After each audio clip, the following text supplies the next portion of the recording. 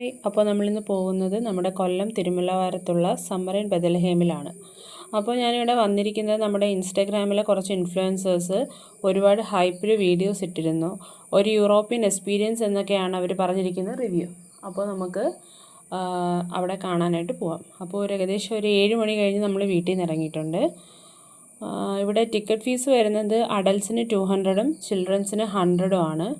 അങ്ങനെ അകത്തേക്ക് കയറുമ്പോൾ ഫസ്റ്റ് എൻട്രൻസ് പോർഷനിൽ കുറച്ച് ഏരിയയിൽ ഒരു -50 ° കൂളിങ്ങിൽ നമുക്ക് എൻജോയ് ചെയ്യാം.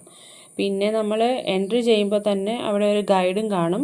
പിന്നെ നമുക്ക് കുറച്ച് ഫോട്ടോസൊക്കെ എടുക്കാൻ പറ്റിയൊരു പോർഷൻ എന്ന് പറയുന്നത് ഈ ഒരു ഏരിയ മാത്രമാണ്.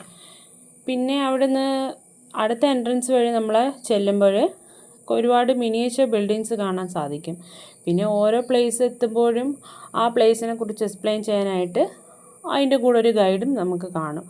അപ്പോൾ ഇതിൽ പറയാനുള്ളതെന്ന് പറഞ്ഞാൽ അവിടെ വരുന്നതിൽ ചിലർക്ക് ഇങ്ങനെ ഹിസ്റ്റോറിക്കൽ പ്ലേസസിനെ കുറിച്ച് അറിയാനും കേൾക്കാനും ഒക്കെ താല്പര്യമുള്ളവരായിരിക്കും.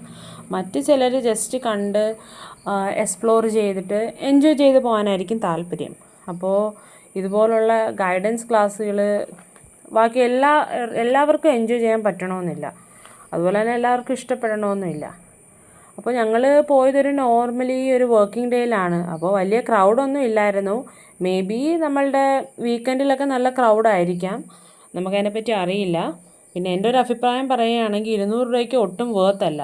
പിന്നെ അതുമല്ല, ഓൾമോസ്റ്റ് ഒരു 3 months കാണുമെന്നാണ് അവർ പറഞ്ഞിരിക്കുന്നത്. അപ്പോൾ ഇനി എന്തെങ്കിലും ഫർദറായിട്ട് എന്തെങ്കിലും ഒരു അപ്ഡേഷൻസ് അവർ ചെയ്യുകയായിരുന്നെങ്കിൽ കുറച്ചും കൂടി നന്നായിരിക്കും എന്നാണ് എനിക്ക് തോന്നുന്നത്.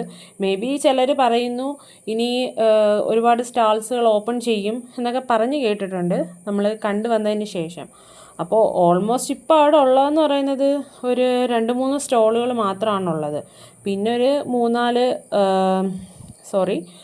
ഒരു ഫുഡ് കോർട്ടുണ്ട്. അപ്പോൾ ഫുഡ് കോർട്ടിൽ നമുക്ക് ഒരുപാട് യൂറോപ്യൻ ഡിഷസൊക്കെ കിട്ടുമെന്നാണ് പറഞ്ഞത്.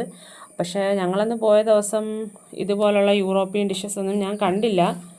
അപ്പോൾ പിന്നെ അതുപോലെ തന്നെ നമുക്ക് നല്ല കാർ പാർക്കിംഗ് ഏരിയ ഒക്കെ അവൈലബിൾ ആണ് കേട്ടോ. കാർ പാർക്കിംഗ് ഏരിയ ഒക്കെ ഉണ്ട്. So it's all about the review. Thanks for watching my video.